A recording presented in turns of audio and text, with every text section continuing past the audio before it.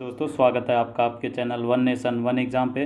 तो दोस्तों जैसा कि आपको पता है आपके एग्ज़ाम जल्द से जल्द होने वाले हैं, तो आपकी डिमांड पे हम लाए हैं प्रीवियस ईयर, यानी प्रीवियस ईयर को हम सॉल्व करेंगे। तो दोस्तों इस वीडियो में हम यूपी डीएलएड सेकेंड सेमेस्टर का मैथ का पेपर सॉल्व करेंगे जो 2019 में हुआ था। दोस्तों यह पेपर 16 अगस्त 2019 को हुआ था। तो इसी प्रकार की वीडियोस पाने के लिए और लेटेस्ट अपडेट पाते रहने के लिए चैनल को सब्सक्राइब करने के साथ बेल आइकन पर क्लिक कर दें।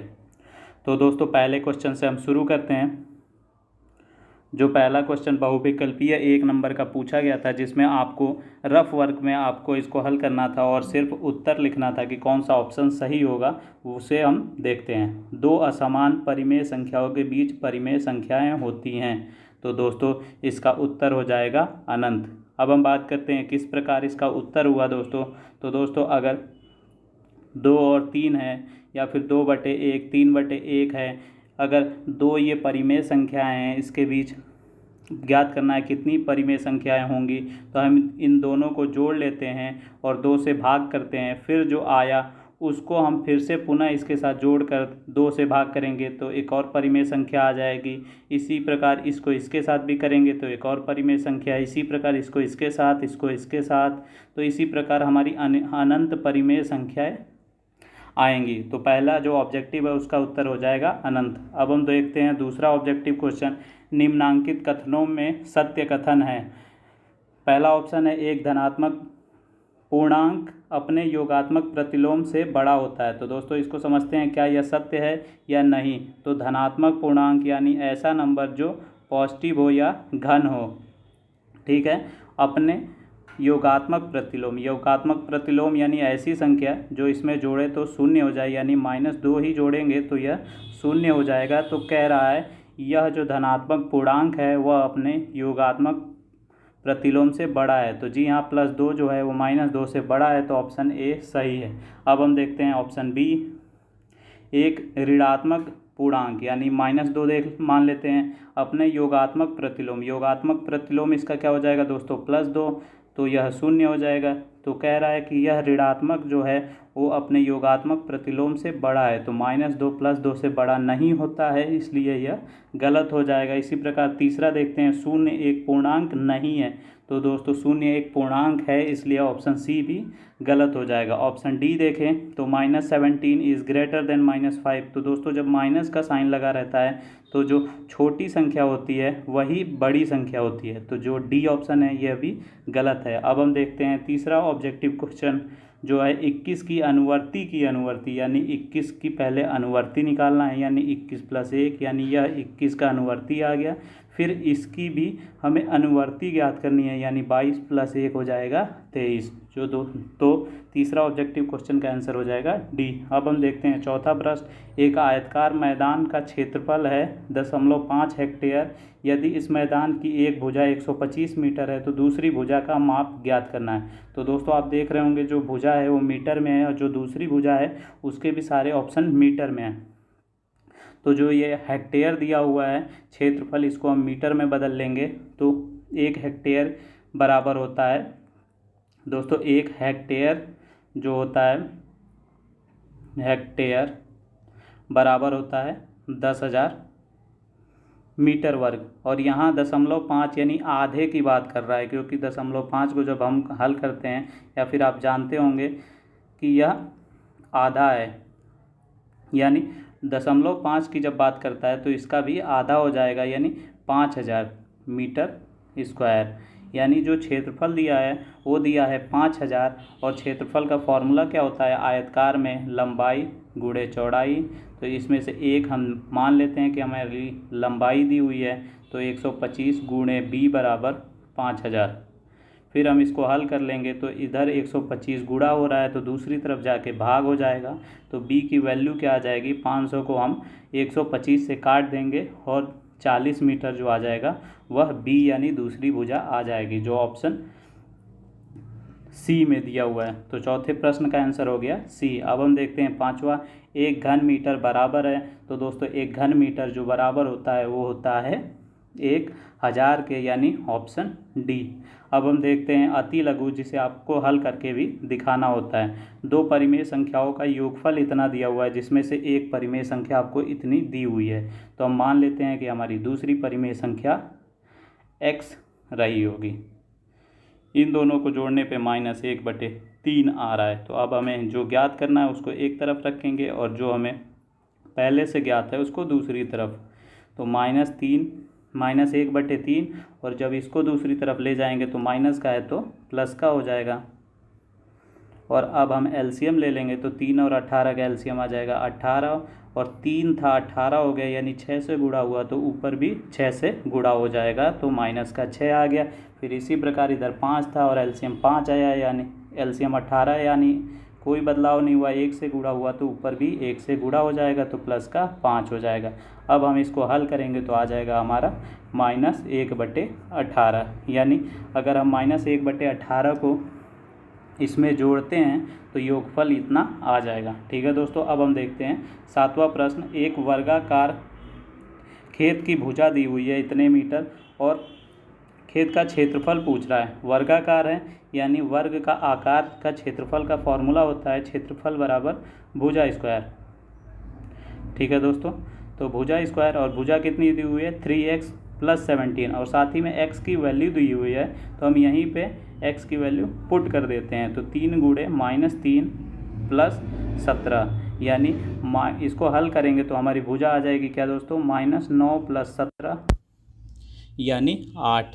अब हम क्षेत्रफल का फॉर्मूला लगाएंगे भुजा स्क्वायर यानी 8 का वर्ग, और 8 का वर्ग होता है 64, तो 7वें क्वेश्चन का आंसर आ गया 64। अब हम देखते हैं 8वां प्रश्न जो है समीकरण 12/5 बराबर यहाँ दिया हुआ है 2/5 +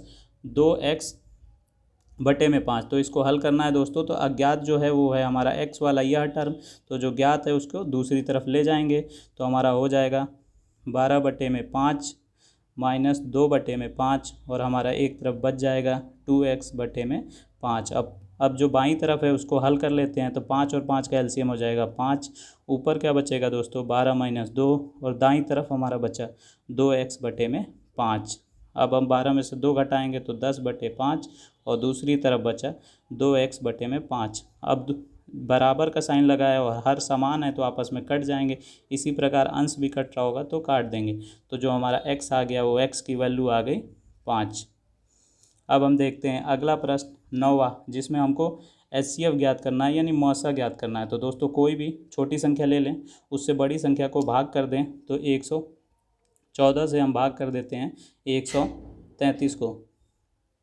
तो दोस्तों भाग एक बार में करेंगे तो एक बार में 114 आ जाएगा, फिर घटा देंगे तो 19 बचेगा। 19 से जो यह भाजक होता है उसको पुनः भाग करते हैं जब तक यह कट ना जाए। तो 19 को जब हम पहाड़ा पढ़ेंगे 6 बार तो 114 आ जाएगा और यह कट जाएगा, यानी इन दोनों संख्याओं का जो HCF आ गया वो 19 आ गया। तो 19 से ही हम जो तीसरी संख्या बच गई उसको भाग करते हैं, अगर वो कट गया तो यही हमारा HCF हो जाएगा। तो 19 दूनी 38, हमको इसे पूरा काटना होता है, तो 19 20 जा 380, और यह पूरा कट जाएगा। तो जो हमारा HCF आ गया यानी मौसा आ गया वो आ गया हमारा 19। अब हम देखते हैं अगला प्रश्न जो है 10वां। निम्नांकित चित्र में AC जो है वो BD के बराबर है, यानी AC जो है वो BD के बराबर है। साथ ही जो BC है, BC है वो AD के बराबर है, और साथ में आप देख पा रहे होंगे यह रेखा बच गई AB जो कॉमन है, यानी जो AB है वो BA के बराबर है। तो अब हमें देखना है जो 3 ऑप्शन दिए हैं इसमें कौन सा सत्य है। तो दोस्तों देख रहे होंगे इसमें उसी ऑर्डर में लिखा होता है, क्योंकि ये भुजा के अकॉर्डिंग ये सर्वांगसम नियम को फॉलो कर रहा है, यानी कॉन्ग्रुएंट है, तो हम उसी के अकॉर्डिंग लिखेंगे जो इक्वल है। तो AB क्या AB के इक्वल है, तो हाँ AB के इक्वल है क्योंकि यह रेखा कॉमन है। फिर हम देखते हैं क्या BC BD के कॉमन है, तो दोस्तों BC BD के कॉमन नहीं है तो पहला गलत हो जाएगा। दूसरा देखते हैं AB BD के इक्वल है, तो दोस्तों AB जो ये रेखा कॉमन है वो BD के इक्वल नहीं है, तो दूसरा भी गलत हो गया। तीसरा ऑप्शन देखते हैं तो AB BA के इक्वल है, तो जी हाँ है। और फिर देखते हैं BC AD के इक्वल है, तो हाँ जो BC दिया है वो AD के इक्वल है, और जो CA है वो BD के इक्वल है। तो जो ऑप्शन सी है वो सत्य है, तो 10वें का ऑप्शन सी है वो सही हो जाएगा। ठीक है दोस्तों, अब हम 11वां प्रश्न देखते हैं, जिसे सिर्फ हमें बॉड मास के अकॉर्डिंग हल करना है। तो अगर आपने बॉड मास चैप्टर नहीं देखा है तो लिंक मिल जाएगा आपको डिस्क्रिप्शन में, वहाँ से आप देख सकते हैं। तो दोस्तों बॉड मास के अकॉर्डिंग सबसे पहले हमें ब्रैकेट को हल करना होता है। तो ब्रैकेट को हम हल करेंगे तो 4 में से 17 गया यानी -13। अभी भी हमारा ब्रैकेट हल नहीं हुआ है, तो इसको हम पुनः हल करेंगे। यहाँ 10 तियाएँ 30 और ब्रैकेट हल हो गया और बाहर बचा है -5। यहाँ बाहर माइनस है और अंदर भी माइनस है, तो माइनस माइनस प्लस हो जाएगा और यहाँ 13 + 30 माइनस में 5। अब बॉड मास के अकॉर्डिंग पहले प्लस करना होता है, तो जोड़ लेंगे तो 43 हो जाएगा -5, और 43 में से 5 घटाएंगे तो हमारा आ जाएगा 38। अब हम देखते हैं जो लघु उत्तरीय प्रश्न है, यानी 2 नंबर के जो प्रश्न पूछे जाते हैं उन्हें। इसको आप स्टेप वाइज करिएगा ताकि आपको 2 में से 2 मार्क्स मिल सकें। दो भिन्न का हर उसके अंश से एक अधिक है। दोस्तों भिन्न दिया हुआ है, जिसमें हर जो कह रहा है अंश से एक अधिक है, यानी अगर अंश हमारा x है तो जो हर है वो x + 1 है। आगे देखते हैं, अंश तथा हर दोनों में से एक घटाने पर, यानी अंश में से अगर हम एक घटाते हैं तो जो हर है उसमें से भी एक घटाते हैं तो हमारा जो भिन्न आ जाता है वो 1/2 आ जाता है। तो भिन्न ज्ञात करना है। तो दोस्तों इसी को हमें बस हल करना है और x ज्ञात करना है और x को यहाँ पे पुट कर देना है, तो हमारा भिन्न आ जाएगा। तो यहाँ से हल करेंगे, 1 में से 1 कट जाएगा, यानी नीचे हर में बचा सिर्फ x, और x को हम क्रॉस मल्टीप्लाई कर देंगे तो इधर चला जाएगा और x हो जाएगा।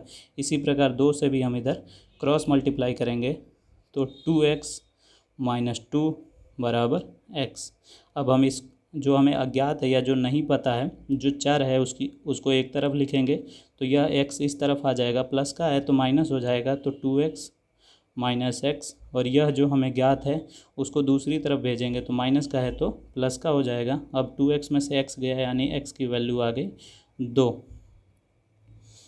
अब जो हमारा x आ गया 2, यानी अंश आ गया 2, और हर क्या है दोस्तों, अंश + 1 यानी 3। तो जो 12वां प्रश्न है उसका उत्तर आ गया 2/3। अब हम देखते हैं 13वां प्रश्न। 13वां प्रश्न है दोस्तों, 2 संख्याओं का अंतर 14 है। ठीक है, हम इतना लिख लेते हैं। अगर हमारी 2 संख्याएँ x और y है तो उसका अंतर 14 है। बड़ी संख्या, यानी हम इसमें से कोई भी एक बड़ी संख्या मान लेते हैं। अगर x को हम बड़ा मानते हैं तो बड़ी संख्या का आधा छोटी संख्या के 2 गुने से 2 कम है, यानी बड़ी संख्या का आधा जो है वो छोटी संख्या के 2 गुने से 2 कम है, तो 2 कम कर देते हैं। और ये दोनों कह रहा है, अगर 2 कम करते हैं तो ये आपस में बराबर हो जाते हैं। या फिर आप इसमें इस तरफ 2 जोड़ भी देंगे तो यानी वही बात पड़ेगी। तो इधर अब हम सॉल्व कर लेते हैं। x की वैल्यू क्या आ जाएगी दोस्तों, x में यह 2 भाग कर रहा है तो दूसरी तरफ जाके गुणा हो जाएगा, तो 4y - 4, ये x की वैल्यू आ गई जो हम यहाँ पुट कर देंगे।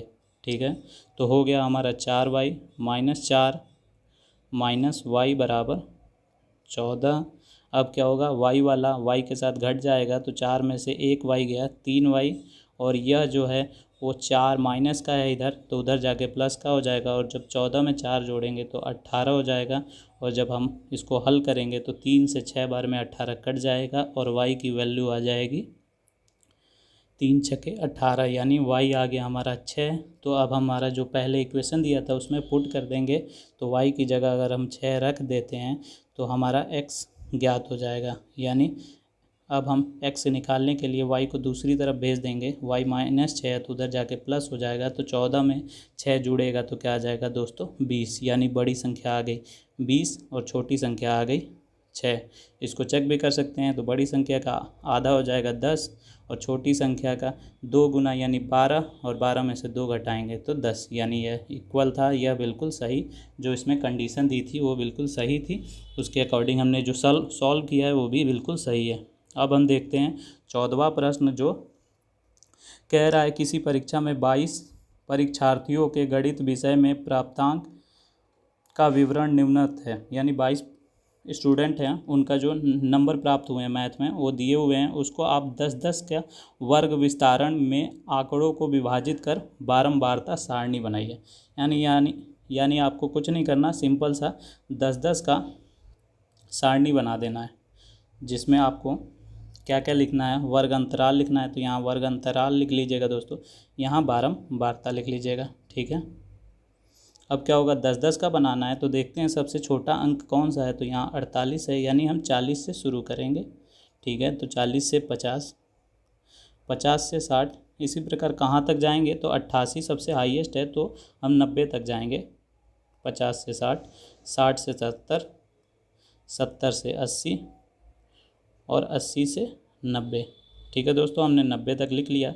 अब हम देखेंगे 40 से 50 में कितने बच्चों के नंबर आए हैं, तो 40 से 50 के अंदर सिर्फ एक बच्चे के नंबर हैं तो एक लिख लेंगे। 50 से 60 के बीच में जो नंबर हैं वो 9 हैं। ठीक है, फिर 60 से 70 के बीच में कितने नंबर हैं, 7 हैं। ठीक है, तो 7 लिख लेंगे। उसके बाद 70 से 80 के बीच में कितने स्टूडेंट हैं, 1 हैं। और 80 से 90 के बीच में कितने स्टूडेंट हैं, 4 हैं। ठीक है दोस्तों, आप चेक भी कर सकते हैं कि आपने सही किया है कि नहीं, क्योंकि जो अभ्यर्थी हैं वो 22 हैं तो जो फ्रीक्वेंसी है वो भी 22 ही आएगी। तो आप चेक कर लीजिए, 9 1 10, 10 7 17, 17 1 18, 18 4 22, यानी ये आपके 22 स्टूडेंट हैं। वहीं अगर आप कंफ्यूज होते हैं कि यह जो 50 लिखा है वो किस में आएगा दोस्तों, तो 10-10 का हमें वर्ग विस्तारण करना है, तो आप जोड़ेंगे तो 40 से 49 तक ही 10 हो जाएगा, यानी जो 50 होगा वह 50 से 60 में लिखा जाएगा। इसी प्रकार 60 जो होगा वो 60 से 70 में लिखा जाएगा। ठीक है दोस्तों, तो आपको उम्मीद करता हूँ कि 14 क्वेश्चन भी समझ में आ गया होगा।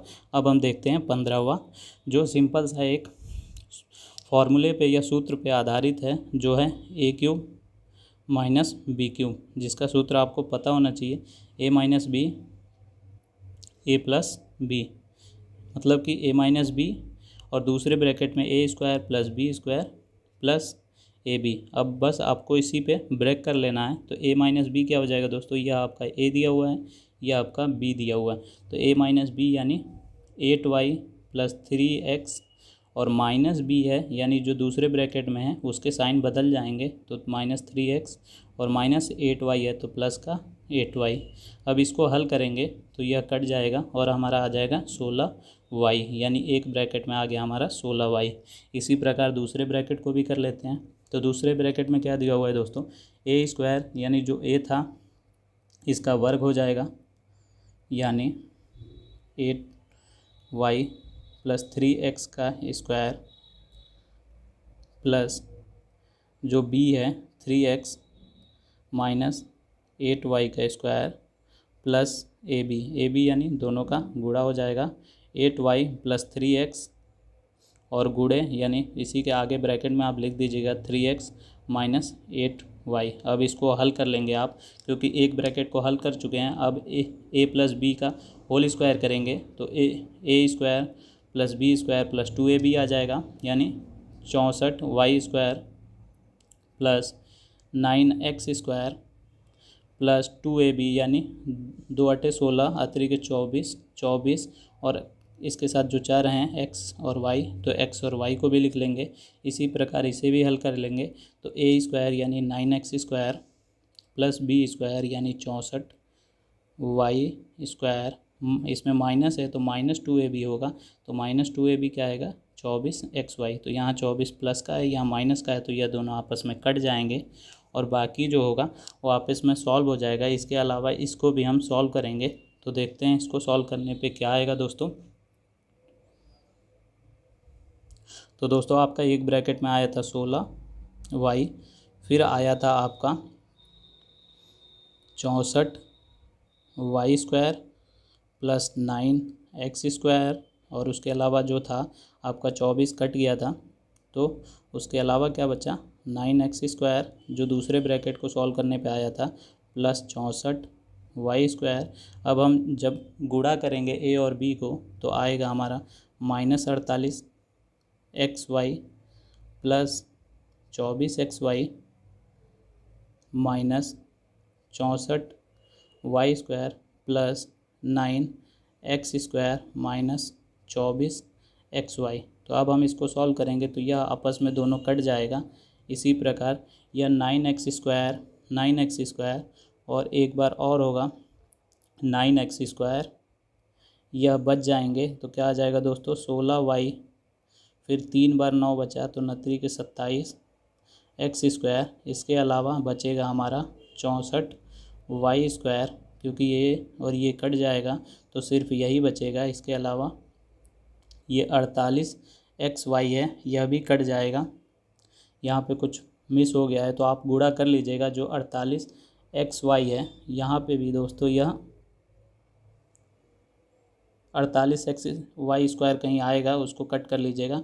उसके अलावा ये लास्ट में आपका बच जाएगा, इसको आप इसके साथ गुणा कर लेंगे तो आ जाएगा 432 एक्स स्क्वायर वाई, क्योंकि यहाँ एक्स स्क्वायर है यहाँ वाई है तो यह आपस में गुणा हो जाएगा। फिर इसका इसके साथ गुणा कर देंगे तो आ जाएगा 1024 वाई क्यूब। तो दोस्तों उम्मीद करता हूँ आपको जो 15वां क्वेश्चन है वो समझ में आ गया होगा। अब हम देखते हैं 16वां प्रश्न। एक मैदान की लंबाई 30 मीटर है, चौड़ाई 15 मीटर है। यदि इस मैदान में 5 सेंटीमीटर की वर्षा हुई, यानी वर्षा होगी तो कुछ पानी भर जाएगा तो उसकी कुछ हाइट हो जाएगी। तो यानी यह h दिया हुआ है, यह l दिया हुआ है, यह b दिया हुआ है।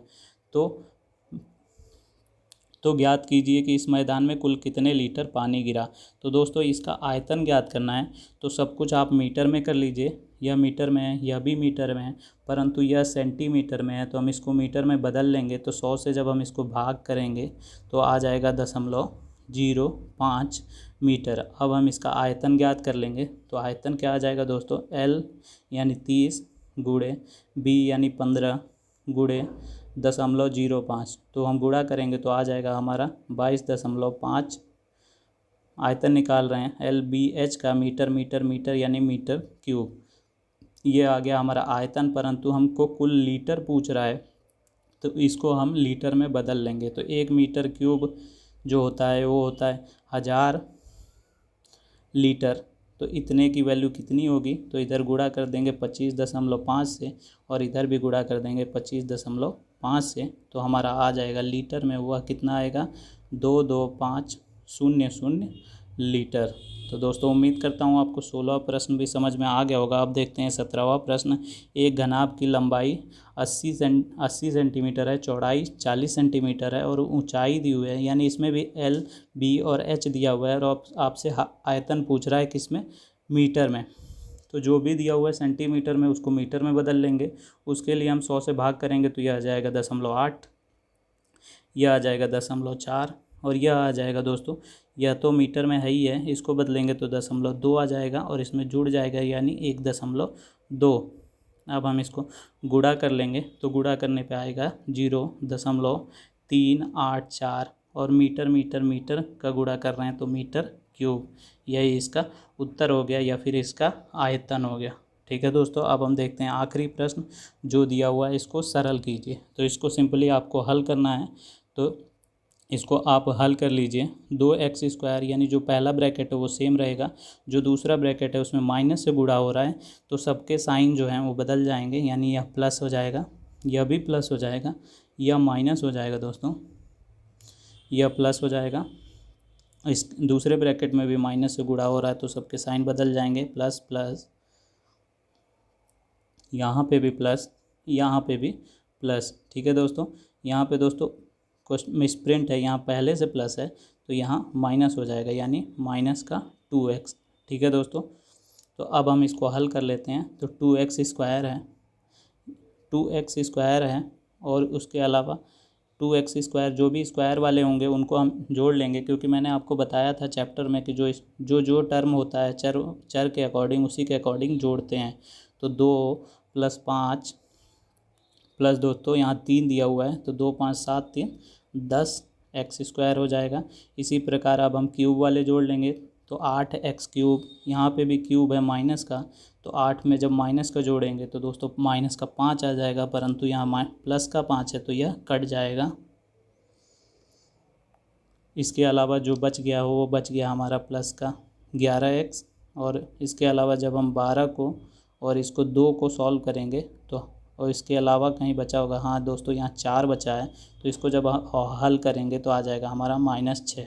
तो दोस्तों यही हमारा उत्तर हो जाएगा प्रश्न नंबर 18 का। तो दोस्तों उम्मीद करता हूँ आपको सारे क्वेश्चन समझ में आ गए होंगे।